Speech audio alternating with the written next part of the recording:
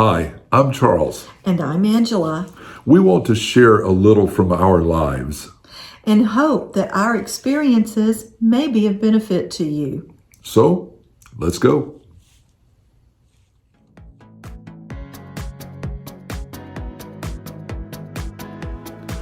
Are you contemplating retirement in the near future? We were in your place a few years ago. We started thinking about retirement several years ago. We had a lot of questions and were terrified of making a big mistake.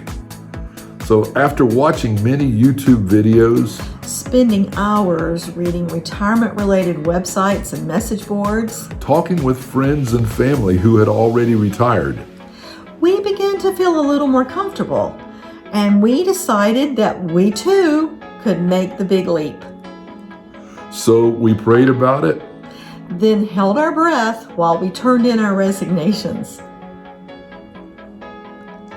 Join us on our retirement journey as we share what we learned in this process. And see how a life of retirement looks from our perspective. Keep watching.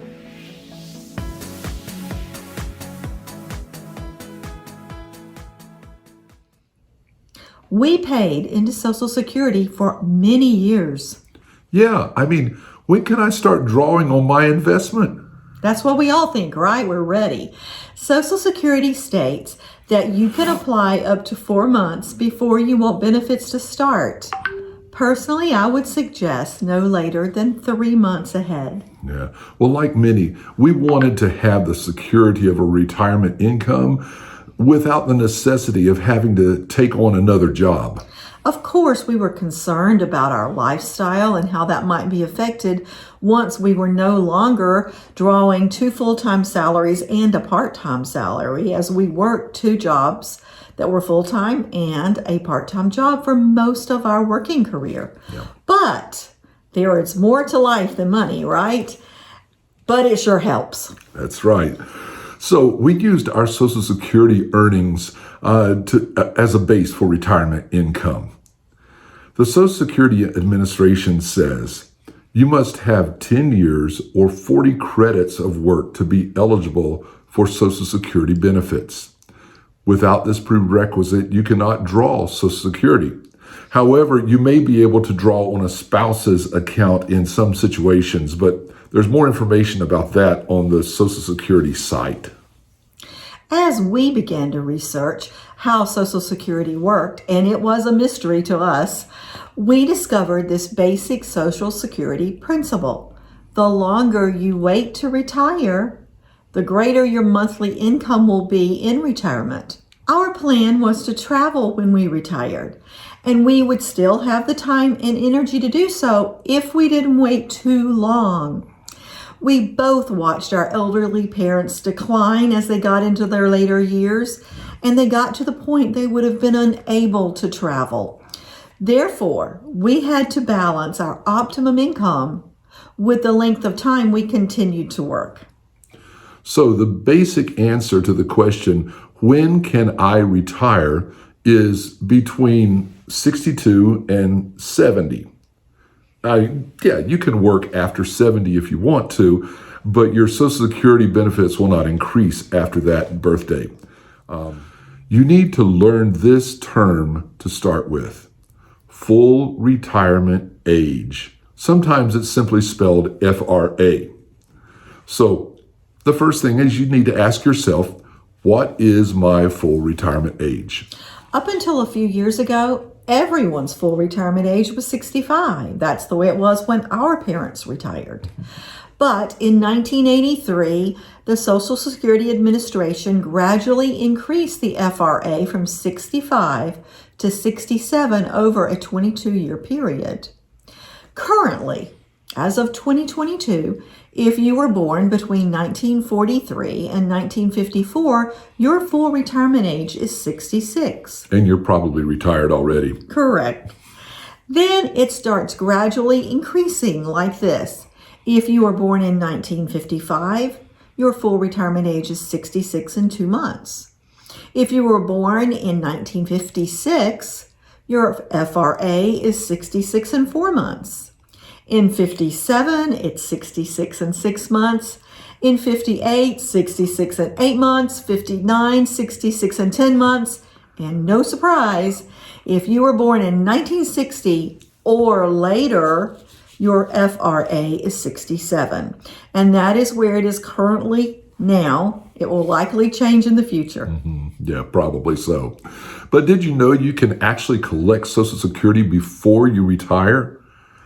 Currently, you can work and collect Social Security if you are 62 years old, but your earning limit without penalty is capped at $19,560 a year.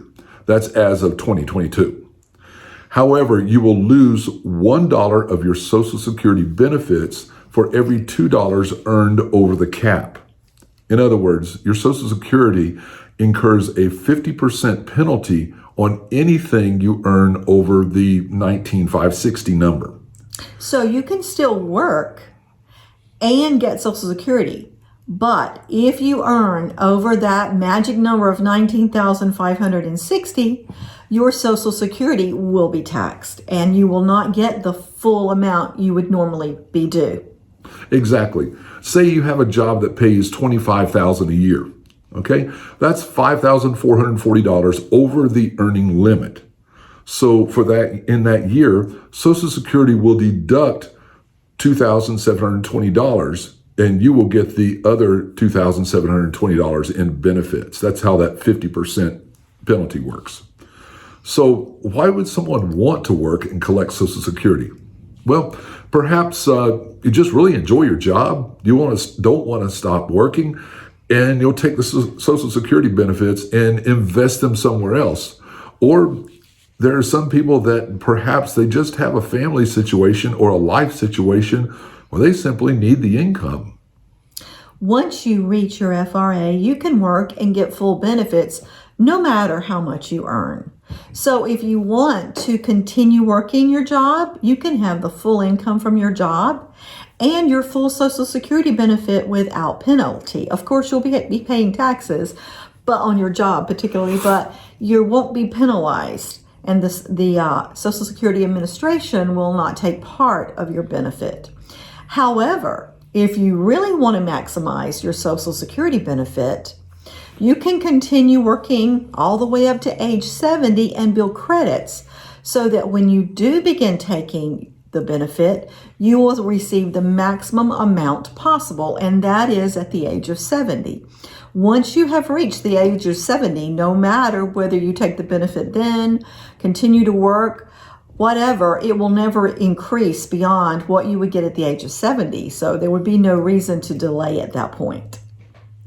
The Social Security site online will provide calculators and graphs that will help you determine what you'll receive at any given age. And this will help you as you determine your target date.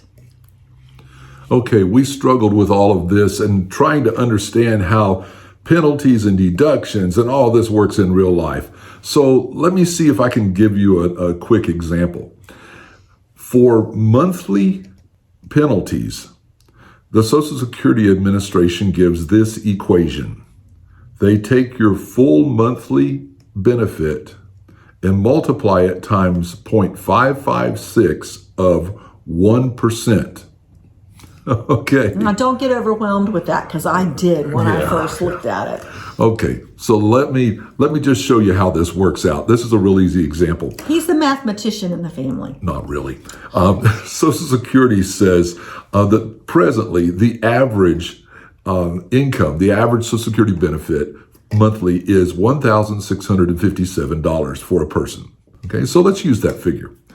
1% of 1,657 is $16.57. If you multiply that, the 1657 by 0.556, it will equal $9.21 per month. So that would be your penalty if you retired 1 month early. But what about if you wanted to retire 6 months early? You would take that penalty of $9.21 and multiply it times 6, and it would give you a figure of $55.28 per month penalty. So then your net receipt, what you got from Social Security, would be $1,601.72 per month. You can see that seems to be a pretty good cut in your monthly income. However, let's look at it a slightly different way. Retiring 6 months early gives you an extra 6 months of Social Security checks. So look at the figures with me. If you take the reduced Social Security amount, this 1,601.72, and multiply it times 6, you get $9,610.32. That would be your extra income for retiring 6 months early. But you would also have to take the deduction of $55.28 per month and multiply it times 6. That would give you a number of $331.68. Now here's where it gets a little freaky. Then you would have to divide the 9610 number by the 331 number, and the outcome from that will equal a figure of 28.97. 28.97. And here's where the conversion has to happen and where you have to consider it. 28.97 is not dollars. 28.97, let's just round it off to 29, okay, is the number of months that you would receive money from Social Security before you realize the difference in income. So the old question remains, do you have more time or money? Only you can make that decision. Mm-hmm. We had to decide, should we retire as soon as possible at 62, keep working until we were 70, or somewhere in between? Retirement at 62 sounded great at first. Yeah, it did. Then we realized if we retired at 62, we would lose about 30% of our monthly benefit for the rest of our lives.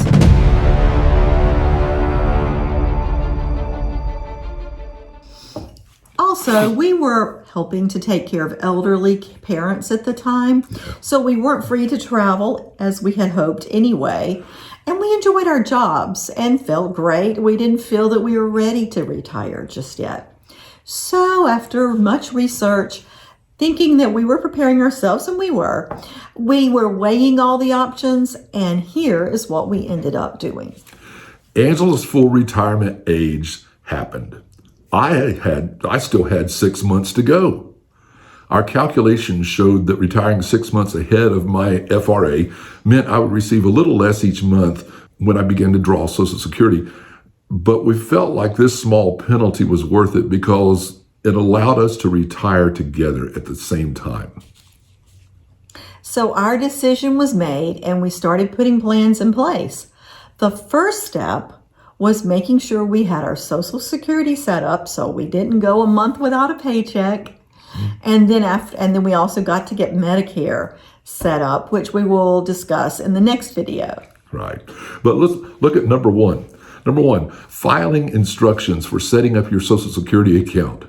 Here is, I have on the screen, here is the link that you need to follow for an application for your Social Security account. Now, don't get this mixed up with your Social Security number. All of this is going to be based on that number. That's going to be your reference number throughout. But when you load this account, or when you launch this account rather, know that it's going to be loaded with security features. There will be several documents that you'll need together to do this. But when you sign on, your page is going to look like this.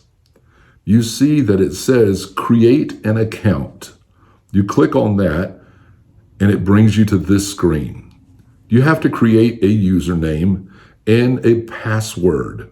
Make sure your password is highly encrypted. Okay, it doesn't need to be something that someone can hack very easily.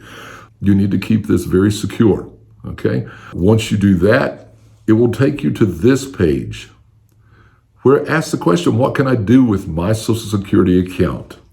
In fact, when you get emails about it from here on out, it will refer to your Social Security benefits as My Social Security. So this talks about benefits a little bit. Here allows you to create an account if you haven't yet, and then you'll be taken to a screen that talks about retirement benefits, specifically how you can manage this particular account as you go through. So all of this is very helpful, and the sign up is really not difficult at all. Now, number 2, after you've set up your account, you'll notice that this site will have a variety of tools to help you calculate your benefit. We talked about numbers earlier, but there are a number of factors that will determine your final Social Security benefit. And one of the handy tools that they have online is this one right here, Online Benefits Calculator. So take advantage of that and then continue. Typically, there are 3 options to sign up for Social Security. Online with a follow-up phone call, a phone call only, or an appointment at a local Social Security office. When we applied for our Social Security benefit, it was during the height of COVID, so no offices were open to appointments. We signed up online and were given an appointment time for a representative to call and complete the process. Charles got his appointment right away, within a couple of days after he completed his online application. However, I was given an appointment 3 months out. But I called his wonderful representative and asked if she could also help with mine, and she was thrilled to do so. So I canceled that appointment, and she helped me. She was wonderful. So if you've heard horror stories about, all this, the details and the people from Social Security, they're not necessarily true. I'm sure they are sometimes, but our experience was wonderful. This lady was super helpful. I just can't speak highly enough of her. So when you're talking with your representative, one of the things you will have to do is let them know how you want to receive your Social Security funds. The easiest way, I think, is to have it direct deposited. So be sure to have your routing number and account number during your phone interview so that you can give that to the agent. You will be given the date your check will be deposited each month. It's typically deposited on the same date each month. And be sure to make note of this date so you can watch for that. Well, I hope this has helped you some. In our next video, we're going to be talking about navigating the waters of Medicare A and B, Medicare Advantage, supplements, and drug coverage. That too was an absolute mystery to us when we began. And a lot more decisions involved than just Social Security. Yeah, that's very true. Well, we hope this video has helped you. If you have any comments or questions, please write them in the comment section below. So if you will, click like, subscribe, and let's discover the possibilities that lie ahead for you.